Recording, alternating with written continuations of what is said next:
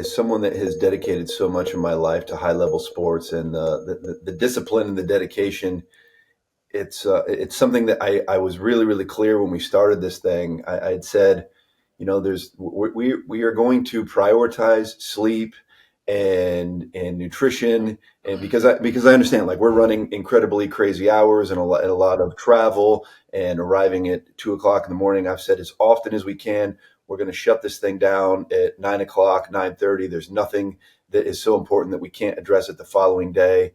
To prioritize sleep. I do a variety of things. Like, I intermittent fast most days, and try to focus on getting a certain amount of protein in my diet. Usually eat in the afternoon with some salads. That helps me stay cognitively sharp as long as I'm not eating simple carbohydrates. Usually start my day early, first thing, drink a big cup of water, take NAD, take some resveratrol. I drink some black coffee. That mushroom coffee actually usually just helps me stay cognitively sharp. Almost immediately, usually go out and weight lift. I try to get in like 30 or 45 minutes of weightlifting, and I do it by muscle group.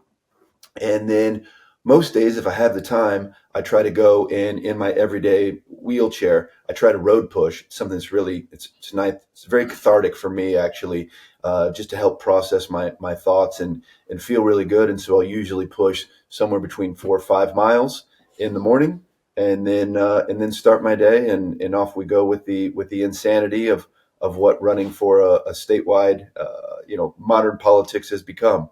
But I really am trying to prioritize my health, and that means my sleep, my nutrition, my supplementation. I don't want to get away from that because, look, this is what the body that I've gotten. I'm already limited due to the fact of my disability, and I need to be operating at as optimal levels as I possibly can, mentally, cognitively, physically. And this is a marathon. This isn't a sprint. And far too many candidates, I think, start burning the candle at both ends. And then you're just not sharp enough for what you need to do. And also, fortunately or unfortunately, as Reagan said, 95% of politics is optics.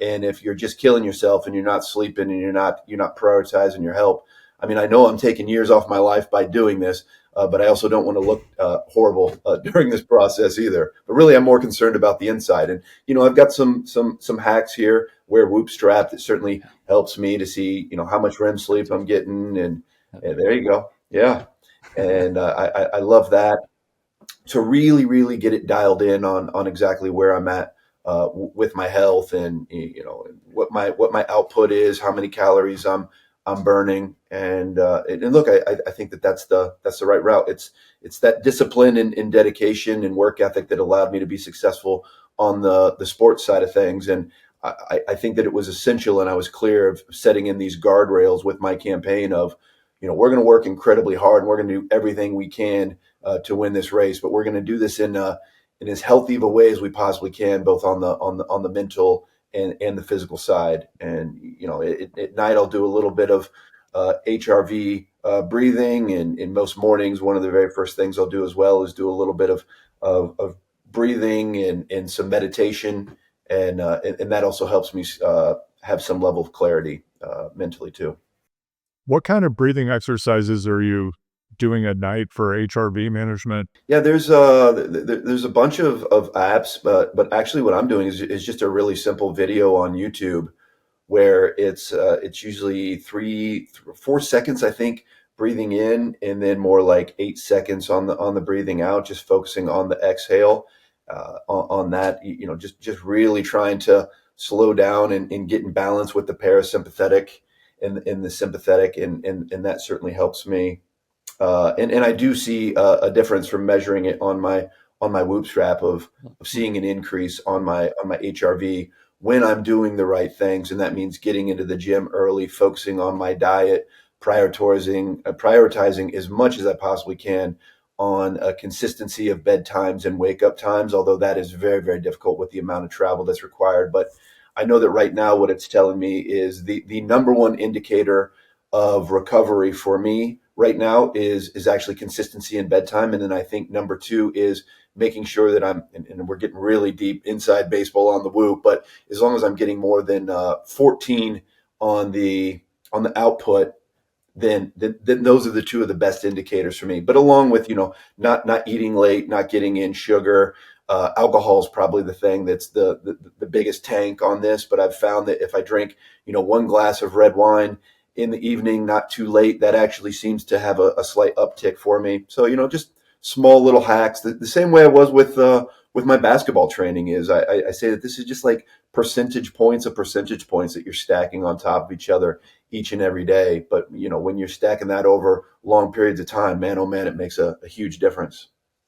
How are you finding spots where you feel comfortable getting out and getting in the miles every day? Jonathan and I are cyclists, and I know anytime we're in a new location, just safety is a huge concern. And how do you manage that? So thankfully, I've only been into this for 3 weeks. I have not figured that answer out on the road. Honestly, on the road, what I've been prioritizing is just trying to get in some strength training or finding a hotel that's got a gym and maybe getting on there and doing some rowing. I'm just pushing in my everyday wheelchair, and so really when I'm putting in the miles, and I really like to do that is my favorite thing to do each and every morning. Like if I was only able to do one thing for 30 or 45 minutes, it would be getting out there and getting some cardio. And the primary objective for me is not the total miles, but usually I'm doing between 4 and 5. I'm actually trying to get my heart rate in that zone four for as much of that time as I possibly can. So for me, that's really the primary objective. So I'm trying to get that at like 30% at least, maybe 40% of my time. And usually that's between 30 and 40 minutes of a total push. And so, 40% of that, I'm trying to get somewhere between 15 and 20 minutes. I know there's a lot of documentation out there, especially on like Orange Theory. If you can get at least 12 minutes or 13 minutes in that zone four, that's when I feel at my best. And it seems like it keeps although I'm doing an enormous amount of energy output during that first hour at the beginning of the day, it seems like I'm physically and mentally, my energy levels are very consistent. And I'm at my like throughout the day, physically energy levels are the most consistent, but I find myself the most cognitively sharp, which is arguably the most important in what I'm doing right now. That's impressive. So zone four, what's your heart rate at? Just curious. To get into zone four for me, I've got to get my heart rate above 175. Wow. I think that's I right. think Yeah. I'd be dead. I'd be I mean, dead. I've really kept in pretty good. Like I'm happy. I've right now my VO2 max is 53, 54. When I'm doing things right and sleeping the right way, usually have a resting heart rate in the 49, 48, 50, 51. So it's a lifetime of sports will certainly help with a lot of that. And like I said, once you've learned the way, it's easier to connect that same way to other things that you do in your life. And so, I've said to people, as hard as modern politics is, and as hard as it is to run for the U.S. Senate, I really fundamentally don't believe that this is going to be the hardest thing I've done with my life.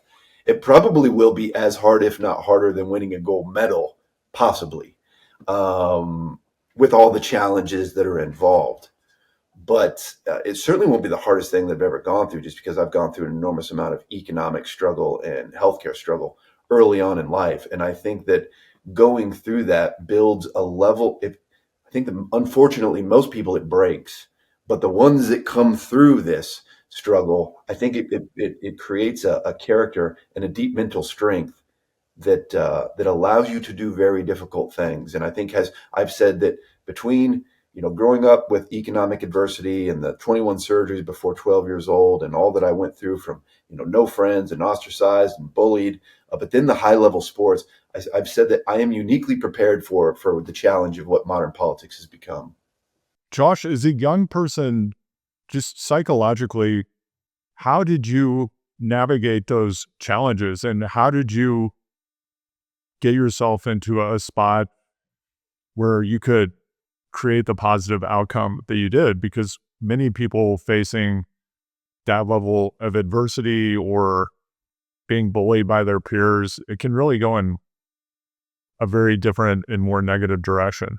Yeah, and sadly, about 90%, I think, of the individuals who grew up with a similar disability or similar circumstance to mine, and maybe arguably it was more difficult to grow up with the economic adversity than even the healthcare. difficulties. But sadly, most of them do get broken through this process. For me, I was lucky. I had great parents. I had I've got a large family. I've got three sisters. I've got one brother. They also were, I don't know if you know anything about my backstory, but both my brother and sister ended up playing professional able-bodied basketball. And so I kind of had this very competitive network where even if I didn't have friends, like I always could depend on them to be there, and we would really push each other of, how much did you work out? How many shots did you shoot today? How much did you make? But really, what saved me without a doubt was my exposure to wheelchair basketball. Like I was really, really struggling. I was ostracized. I had no friends. I was really struggling with self-esteem, and I found wheelchair basketball, and that was the first time where I was like, oh, this is something that I can throw myself into, and it gave me something to fight for, and short term and long term goals, and it gave me self-esteem. It gave me a friend group, and it's always great when you can do something that you love, and then you can see those results too.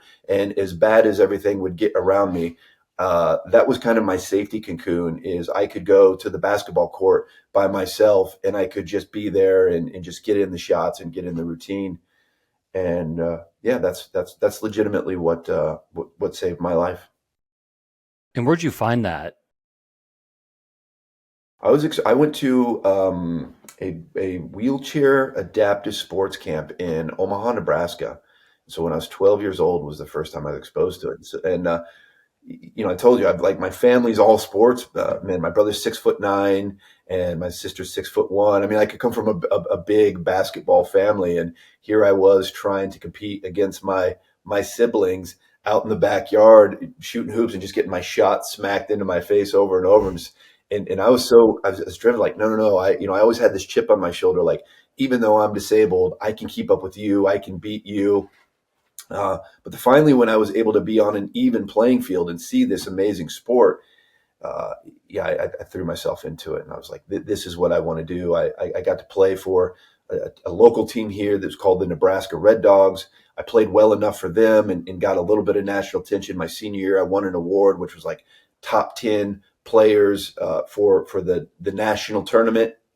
And then got a partial scholarship to play at Southwest Minnesota State University. So I was able to continue my career there. And then with some help from vocational rehabilitation, was able to go to college, because honestly, had it not been for wheelchair basketball, I don't think I would have went to college. And then played well enough there. I played very well in my college career. I set all kinds of records of most points in a game. I scored 63 in a game, which is still the record there. Most points in a season was over 1,000. And I scored over 4,000 career points, which I just barely edged out Caitlin Clark, which I'm very proud of. So Josh, 1,000 shots a day, how long does that take? Depends how you do it. If you've got a gun, and this might be a little bit of inside baseball, but if you've got the machine where when you shoot it and you make it and it spits it back out on you, you've got 3 or 4 balls, you can certainly get it done in less than an hour. And then I was always fortunate. Again, I told you that both my brother and sister played professional able-bodied basketball. So for the vast majority of my career, in my off-season training, I was always training with, one of them in the mornings. And so shoot the shots, they'd immediately rebound it back to me. If I'm just in there by myself, more than 2 hours is what it would take. But I was very disciplined about that. It was a little bit different between, and I don't know how deep into the weeds you want to get on all this, but I mean, I can walk. Go deep. My off-season routine, I would wake up in the morning and I would usually push in my everyday wheelchair, regardless of how far that was, to the gym. I would then shoot 1,000 shots. And then immediately after that, I would go up and I would weight lift for about an hour. Always do muscle groups. So my routine was usually a day of chest, day of back, and then I would do like a day of miscellaneous, almost like a day of specifically abs or more cardio focused, like rows, and then maybe do a little bit of traps, because it's almost exclusively upper body for me, given my disability. And then I would turn around and I would do a day of shoulders, and then I would do a day of arms, and then just kind of like repeat, and maybe do one day off just for recovery, or depending on how my body would feel. On the weightlifting side, I would then take a break, and eat, usually do a little bit of rest. And I would come back in the evening and I would do more shots and then a little bit of chair skills, because that was like vitally important. Like my basketball chair is different than my everyday chair. So I'd get on the court and do, like a lot of sprints, stop and goes, chair movement activities. And then I would usually in the evening, the last thing that I would do would be a long road push.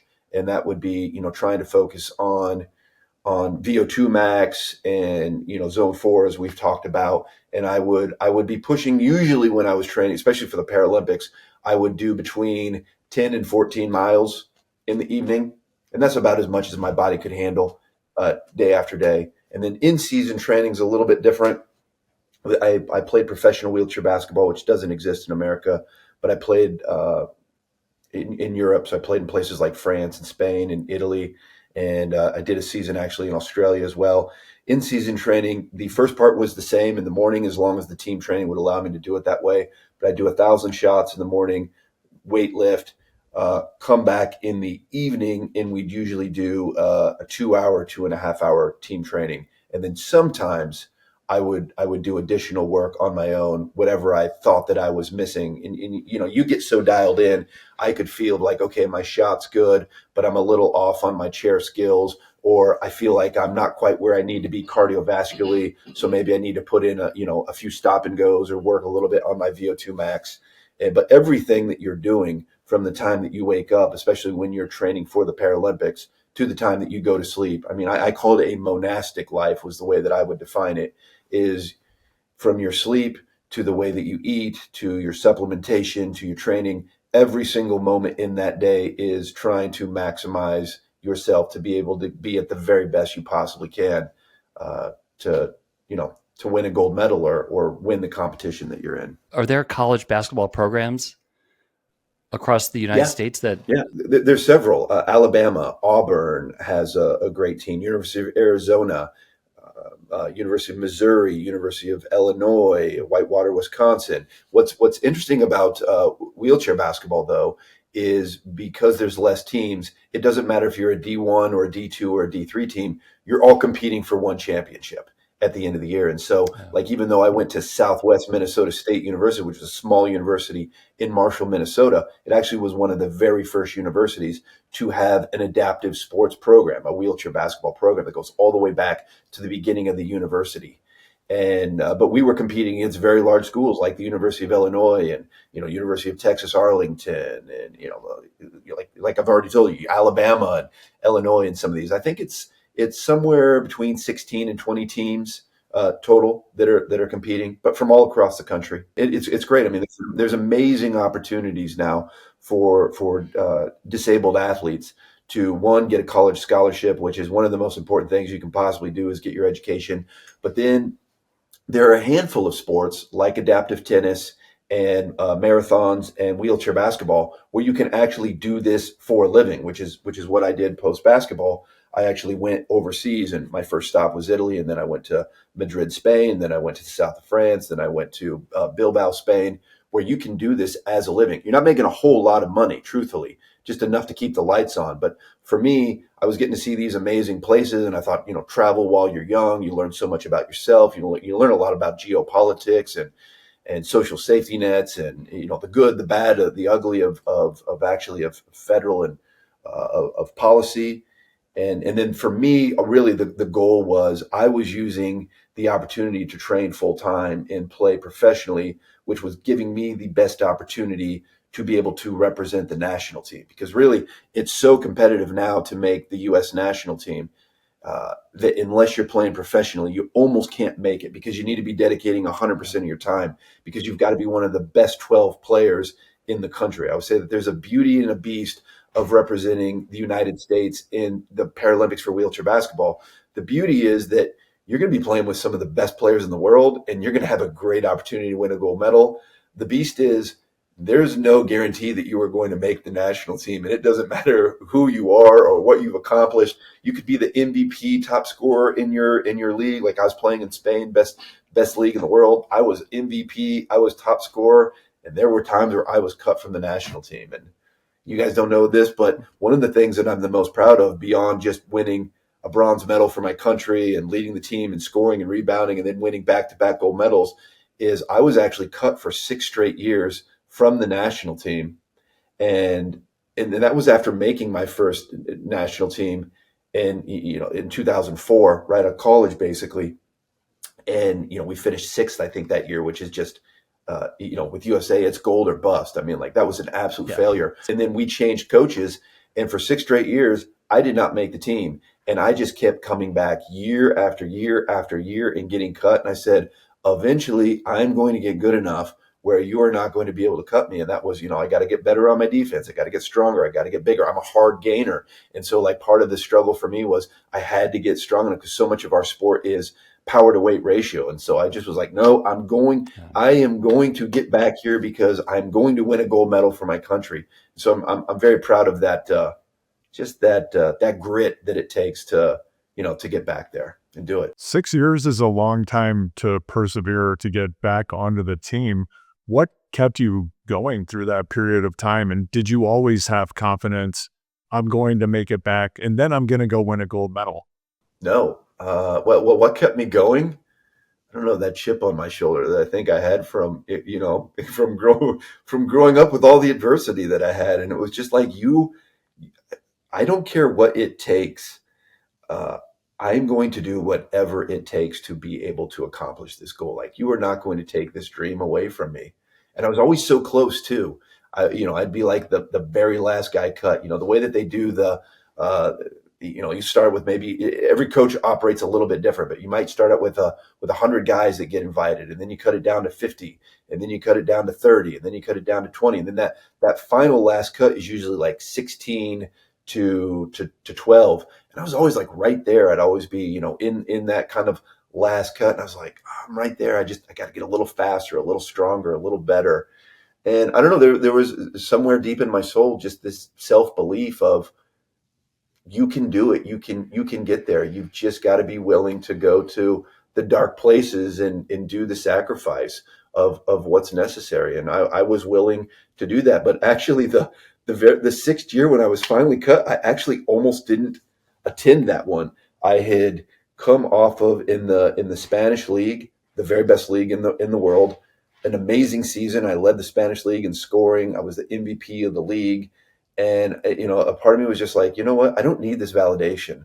I've already represented the country. I've got to the Paralympics. I don't need a coach to validate me as a great player. I know I'm a great player. But I went there, and thankfully I was like, no, I'm in such good shape right now. I'm going to make this team. And it was funny. I went up to the head coach at that time, and I remember I showed up to that final cut, and I said, I'm ready. You're not cutting me this year. And it was like the very first thing that I said is, like, went up to like shake his hand, and thankfully he did. He took me, and in 2012 I led the team in scoring and rebounding, and then and we won a bronze medal, which was our first time medaling as a basketball nation since 2000. And then from there I made every team that I tried for. Who were the people around you during this 6-year period that were your network of allies that supported you on this journey? And I ask this because you mentioned how having siblings in this competitive environment at home is part of what pushed you and helped you tap into that animal that was relentless and wouldn't stop and could achieve anything that you had inside of you that you hadn't found until you found the sport. So what kept you going relationally during this time? That's a great question. I mean, you never get to these very long places without a great support system, right? If you want to go somewhere fast, go alone. If you want to go someplace far, you got to go with others. And so, like, without a doubt, the two that come to mind is my brother John, who was playing professionally, and he was very workmanlike in the way that he did basketball, his training. I mean, he wasn't as, I'm just going to use the term, psychopathic.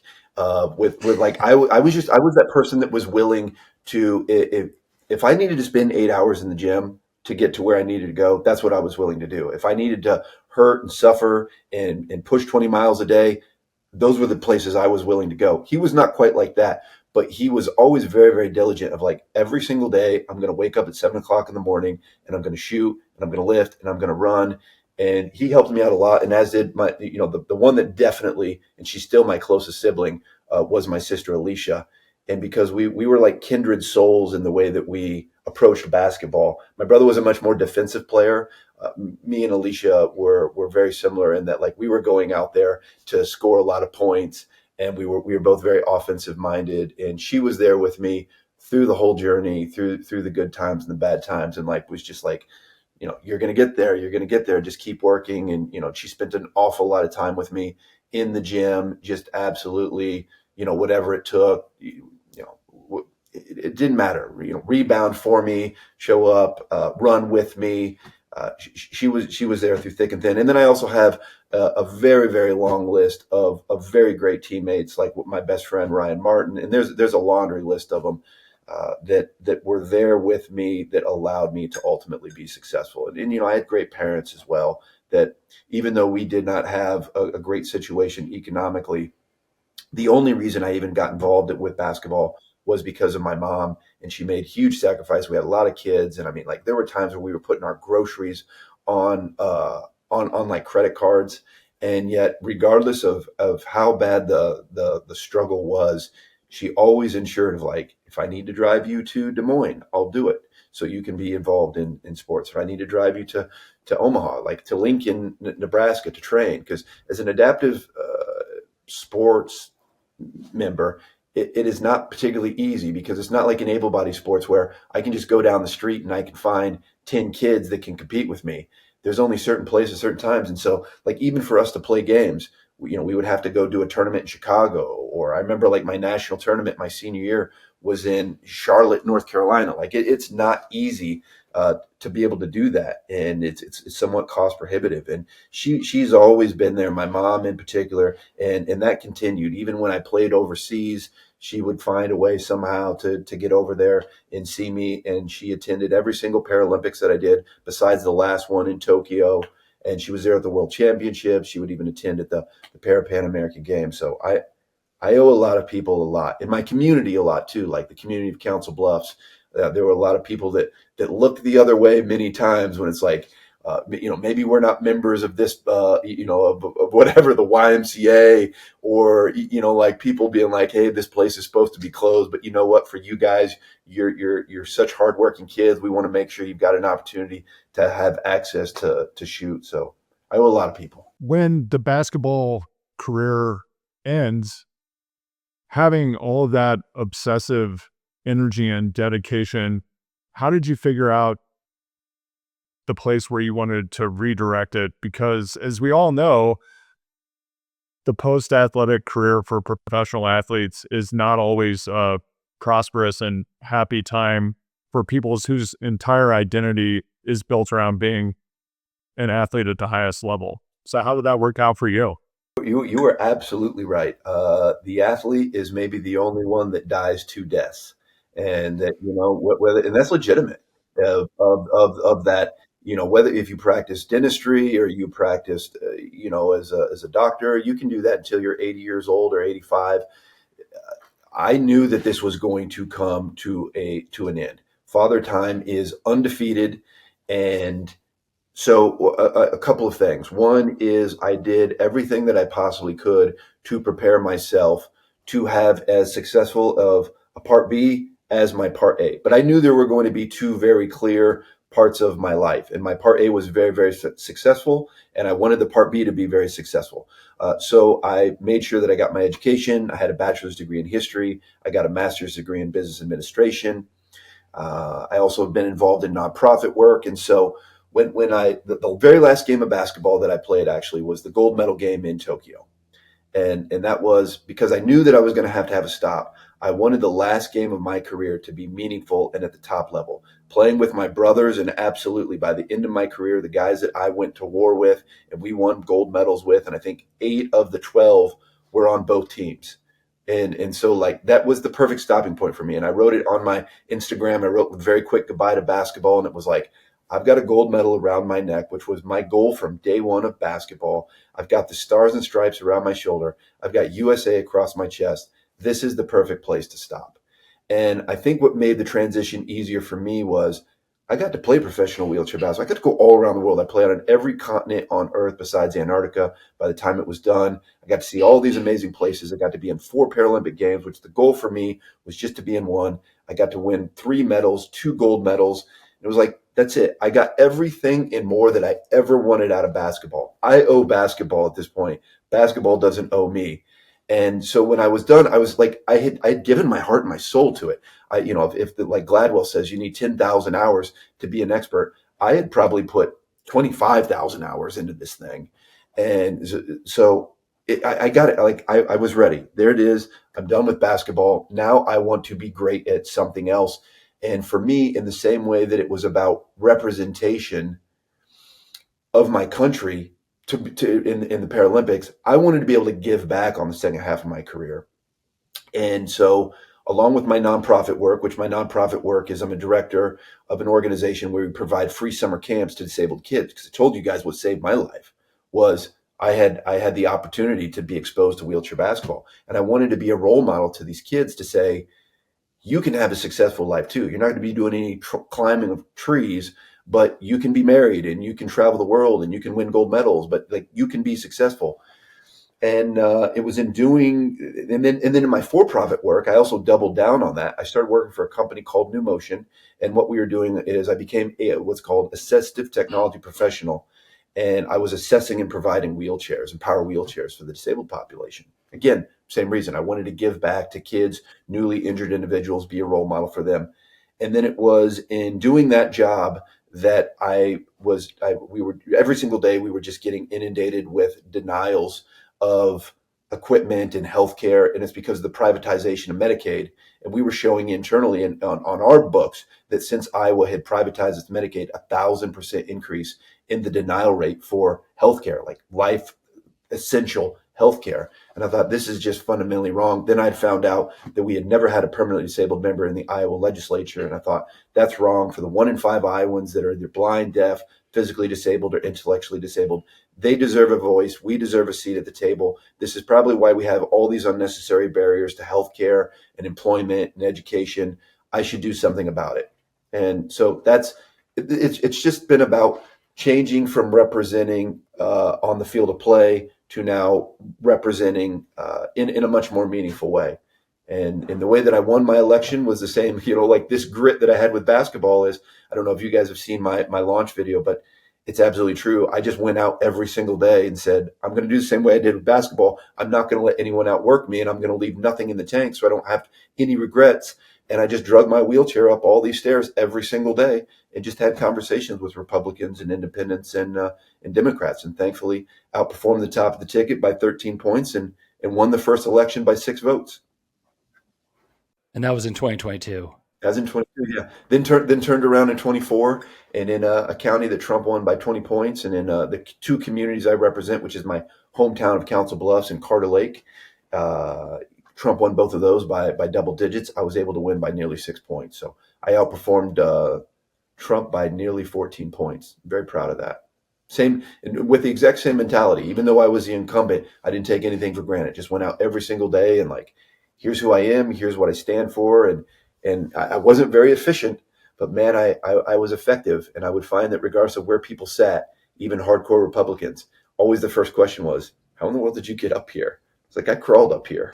Like, what? Yeah, I crawled up here because, one, I know how important one vote is because I only won my first election by 6 votes. So no one could be like, oh, my vote doesn't matter. No, it absolutely matters. I won by 6 votes. You might be the deciding vote in this thing. And then I just found that regardless of where they sat on things, it was like, I'll give you a few minutes of time. And I found that, you give me 5 or 6 minutes to chat with you about who I am, what I've come from, what I'm fighting for. There's a better than average chance that you'll give me a vote. Do you have staff as a state representative? No, just one. And I'm just curious. I mean, you bring these you have these exacting standards. I mean, the athlete at the highest level possible. You've kind of gone. Now you're the coach. How does that inform your ability to your leadership? It's a great question. I think I can be demanding just because I demand a lot of myself and I have high expectations. I more than anything, what I value in individuals is just its competency and its grit and its work ethic. But then I think coming from teams, because I've been on a lot of teams now, both on the club level and then certainly on the national team level, what I have found is I understand what it takes to have a successful team and to be a successful team member, which is everyone understanding exactly what is your job, what is your role, and doing it to the highest level, and then be willing to delegate out to those individuals to be able to do their jobs successfully. And so that with what I'm trying to do now, and I think we've put together an amazing team. We're only 3 weeks into this, but things are feeling really good. We got a lot of wind in our sails. I reached out to people and I said, I want to bring you in and for you to be willing to do the same amount of work that I'm willing to do, which is going to be, I'm willing to sacrifice pretty much everything for this. So I want people with that grit, that hard work, that determination, but I value competency more than anything. So I want to be able to have people on the team where I can delegate responsibility out to you and then know and it be ensured that you're going to be able to do that at the highest level, because there's a never ending amount of work in this. And I can't be looking over everybody's shoulder at all times. Winning the election gets you into a new arena of competition. It's not the gold medal, though. What would the gold medal be for you in this next phase? Oh, without a doubt, winning the United States Senate. If I mean, I'm I'm not to get too political, but we're here. I'm only here because of social safety nets, right? I mean, I've told you I went through a significant amount of adversity, and so like all the surgeries that I had pretty much took place at Shriners Hospital. It was the only way that my family could afford it. I went to the free summer lunch programs during the year. We have something called AEAs out here that we're privatizing and defunding in Iowa. They provide services for disabled individuals and for those with special education needs. I'm a product of Iowa when we were number one in public education, which we're underfunding that. We've now dropped to the middle of the road. I only went to college because of the help of vocational rehabilitation, which we're defunding. The cuts to Medicaid, which I fundamentally understand at a personal level, and on I told you I ran because of the privatization of Medicaid, and when you're looking at these cuts, I know firsthand and I understand the plights of what Iowans are going through. People are struggling to keep a roof above their head. They're struggling to keep food on the table. I understand that. And they're certainly struggling with their health care. Everybody is struggling with that. And that doesn't matter whether you're on private insurance or whether you're on Medicaid or Medicare. People are struggling. The healthcare system is broken. And I understand and I empathize with that in a very, very real way. And Iowans deserve to once again have a senator like we had for 30 years with Senator Tom Harkin, who is my political hero. He is also the father of the American with Disabilities Act. Had it not been for the ADA, I'm not sitting here with you right now. I would have never had the on-ramp onto society to be successful, to have the opportunities that I've had, both on the occupational and the educational, or just ability to operate within society freely. Curb cutouts. I mean, I could go on and on. Bathrooms to be accessible. Standards on parking, standards on doors. Iowans deserve to once again have someone that is going to be like we had for Senator Harkin, fighting for people, fighting for social and economic justice, fighting for the most vulnerable. That's what I want to get back to. That's the gold medal for me. And if we are winning this Senate race in Iowa, which we have an amazing opportunity to do, this is only, I'm 46 years old. This is only the second open Senate seat in my lifetime. And we have an open gubernatorial race, an open Senate race, 2 open congressional seats.